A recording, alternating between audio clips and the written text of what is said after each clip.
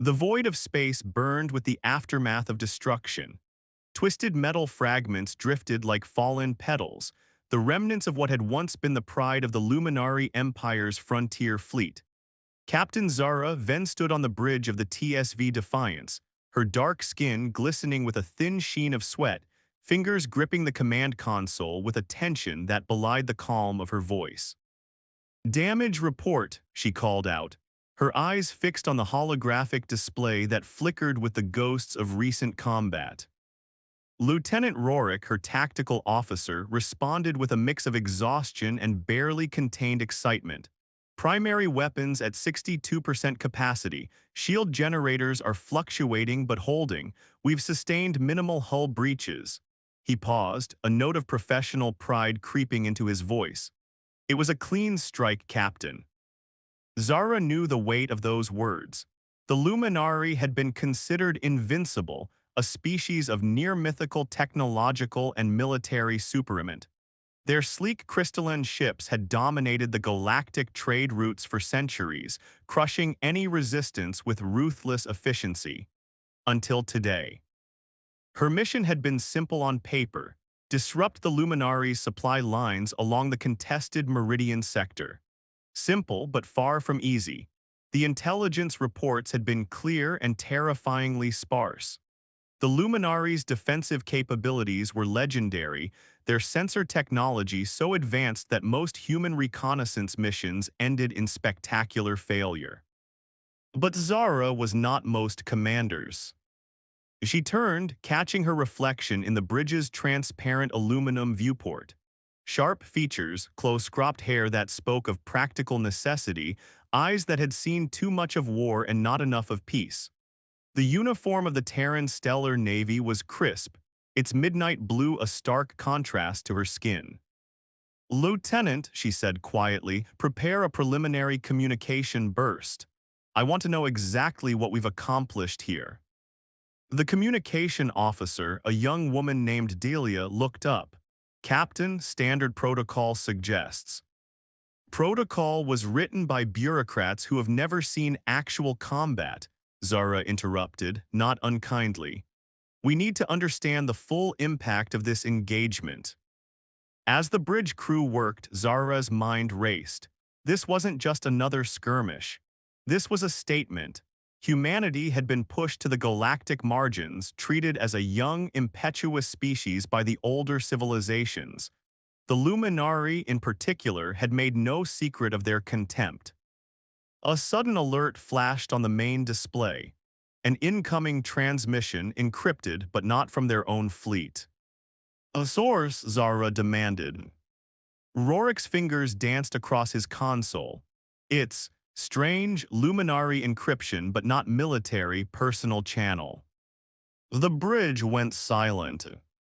Zara felt a prickle at the back of her neck. Something was different. This was not a standard response to their attack.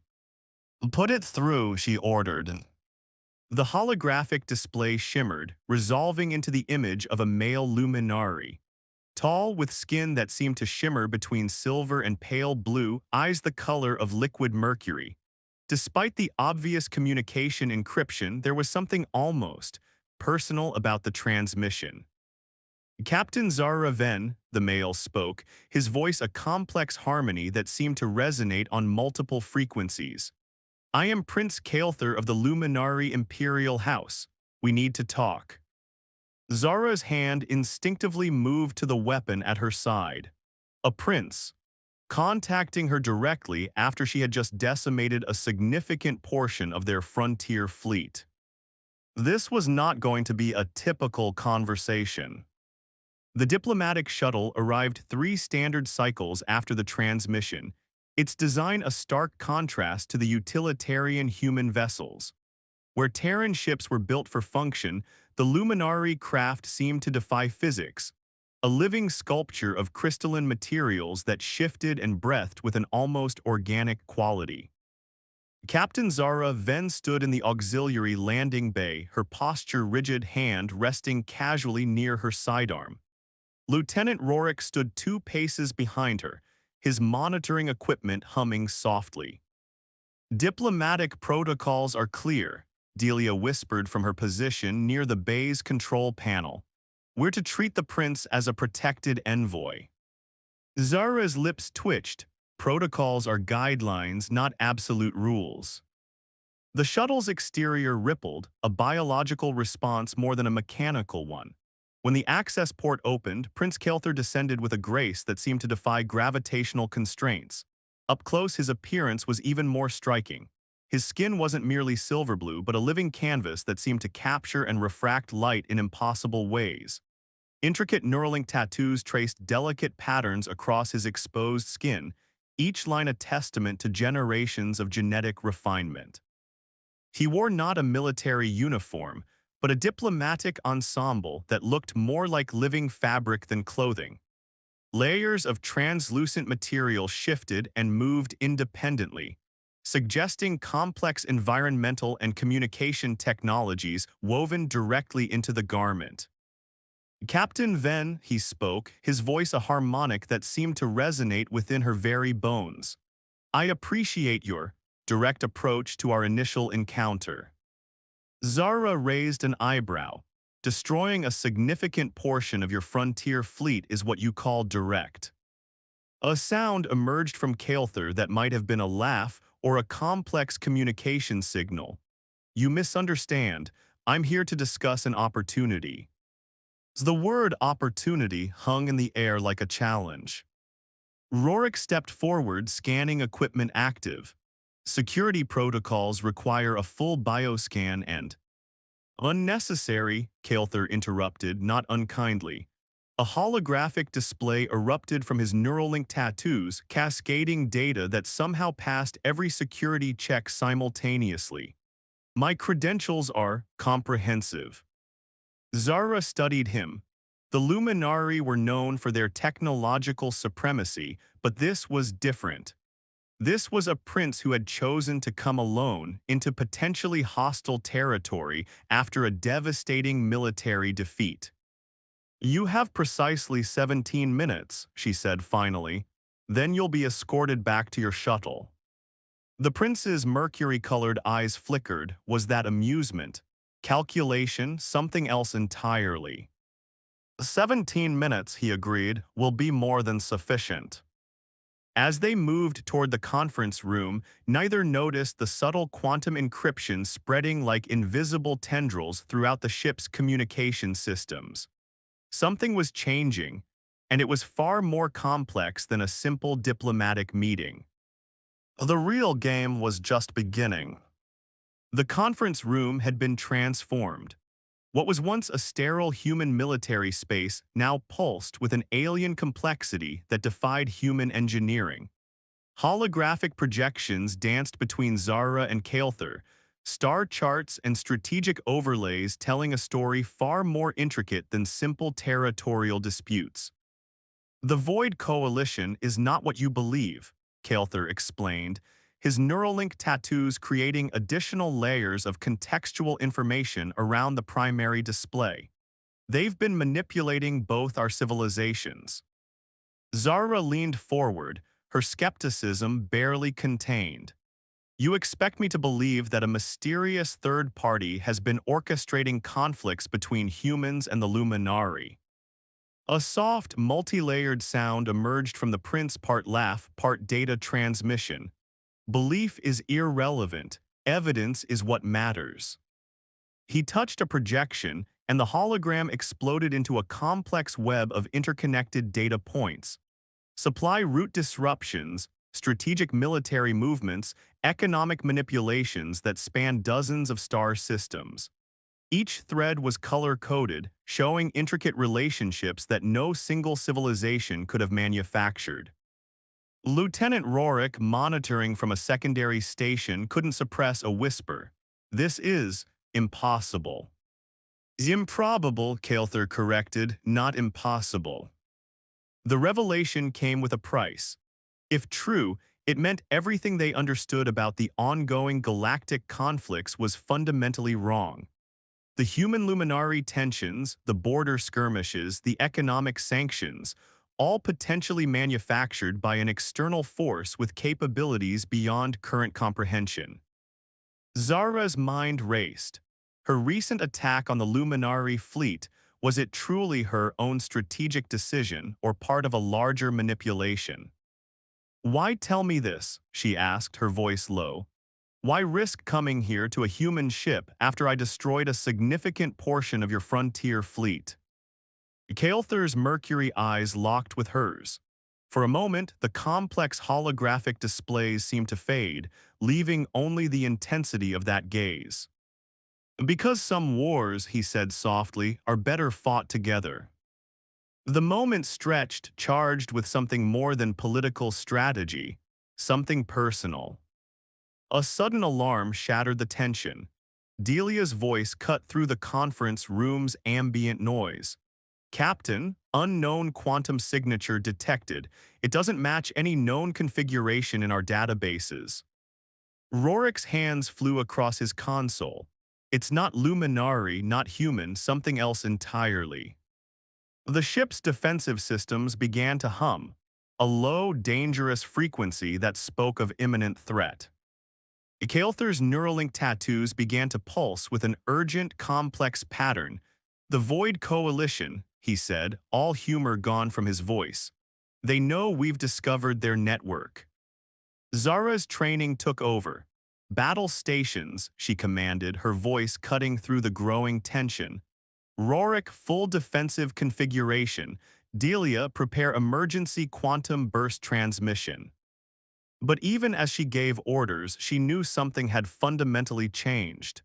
The universe had just become far more complicated and far more dangerous. And somehow, impossibly, she found herself trusting the Luminari prince standing beside her.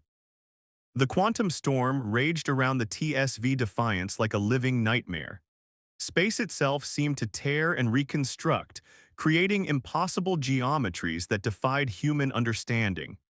Zara gripped the command console, her knuckles white, watching as reality itself became a battlefield. "Quantum shields at 43%, Rorik called out, his voice tight with concentration. "We can't sustain another phase shift." Kael'thur stood beside Zara, his Neuralink tattoos now a frantic tapestry of defensive algorithms. The Luminari Prince was no longer just an observer. He was fully integrated into the ship's defensive systems, his biological technology merging with human engineering in ways neither species had ever conceived. "The Void Coalition doesn't want to destroy us," he said, his multitonal voice cutting through the ship's ambient noise. "They want to destabilize the quantum framework of our entire sector." Zara understood the implications. If the Void Coalition succeeded, entire star systems could be erased from existence, not destroyed but fundamentally unmade as if they had never existed. "Delia," Zara commanded, "prepare quantum entanglement transmission. We need to alert both human and Luminari command." The communication officer's hands flew across her console. "Quantum encryption is complex. We'll be broadcasting our position." "We're already a target," Zara interrupted. "Better to be a known target than a silent one." A particularly violent quantum shift rocked the ship. Emergency systems flared, holographic warnings dancing across every display.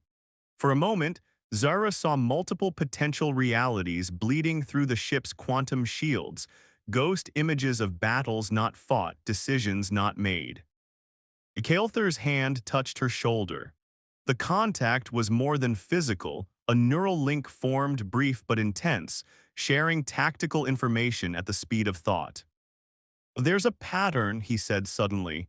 "The quantum disruptions, they're not random, they're a message." Rorik zoomed in on the quantum signature. Slowly, impossibly, a complex geometric pattern emerged, a communication method so advanced it used the very fabric of spacetime as its medium. "A translation?" Zara asked. Kael'thur's expression was grim, a warning and an invitation. The ship's central display flickered. Where once there was a chaotic quantum storm, now a precise coordinate set appeared. A location deep in uncharted space at the edge of known galactic boundaries. They want us to come, Zara realized. This is a challenge. A challenge that would require something more than military might. Something more personal. Something that bridged the vast cultural divide between humans and Luminari. Kael'thur's mercury eyes met hers. No words were necessary. They both understood the stakes. Plotting course, Rorik announced, his voice a mix of fear and anticipation. The TSV Defiance began to move, cutting through quantum barriers that would have destroyed any other vessel. Zara knew they were sailing into the unknown, a journey that would either save multiple civilizations or erase them from existence. And somehow, impossibly, she trusted the Luminari prince who now stood closer to her than her own crew. The coordinates led them to a region of space that defied conventional understanding.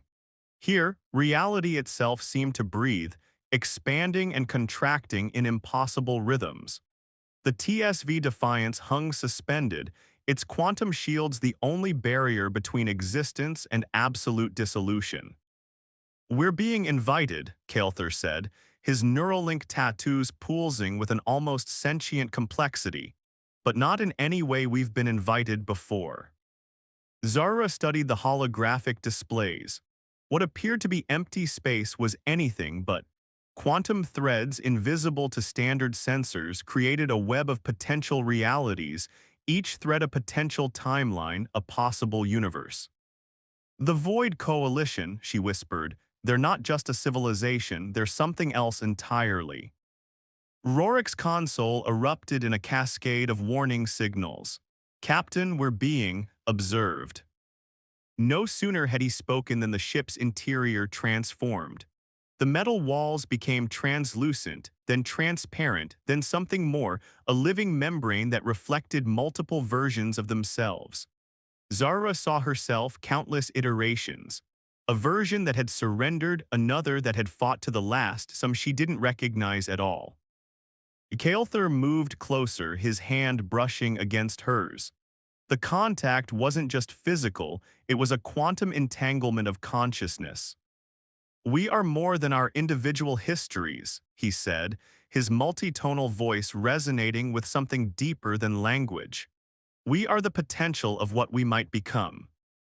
A figure began to form in the center of the bridge, not a being in any traditional sense but a confluence of quantum potential. It spoke, not with words but with pure conceptual communication. "You have been chosen." The message wasn't linguistic. It was a complete understanding that crashed through their consciousness like a wave. Humanity, Luminari, not endpoints, bridges.